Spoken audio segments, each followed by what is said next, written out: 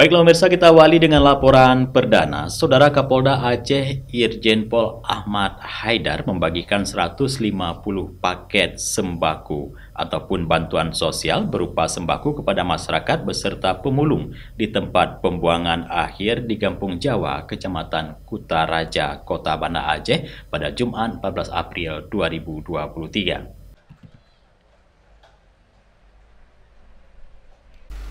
Bantuan sembako yang diberikan Polda Aceh merupakan tindak lanjut dari perintah Kapolri Listio Sigit Prabowo untuk memberikan bantuan kemanusiaan untuk negeri dalam bulan Ramadan. Hal tersebut diungkapkan oleh Kapolda Aceh Irjen Pol Ahmad Haidar saat membagikan sembako kepada para pemulung di daerah Kampung Jawa Banda Aceh.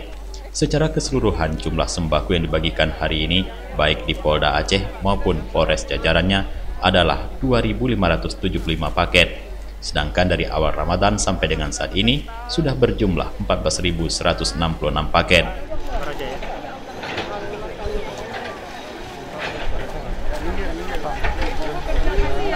Sesuai dengan arahan Bapak Kapolri bahwa dalam rangka untuk mengantisipasi kenaikan harga bahan pokok, kami diperintahkan sejak mulai awal Ramadan itu untuk memberikan sembako kepada masyarakat yang membutuhkan. Dan pada sore hari ini kita bisa melihat bersama, kita ada di Kampung Jawa, tepatnya di tempat TPA, tempat penampungan sampah. Alhamdulillah hari ini kita sudah memberikan ada 150 paket sembako kepada warga yang ada di sekitar sini.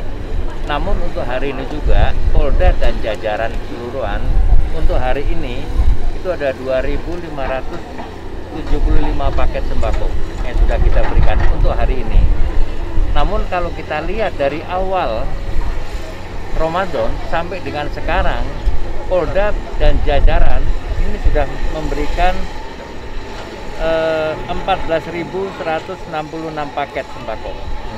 Itu 14.166 paket sembako dari awal sampai sekarang. Itu di sekitar 1059 titik yang sudah kita berikan.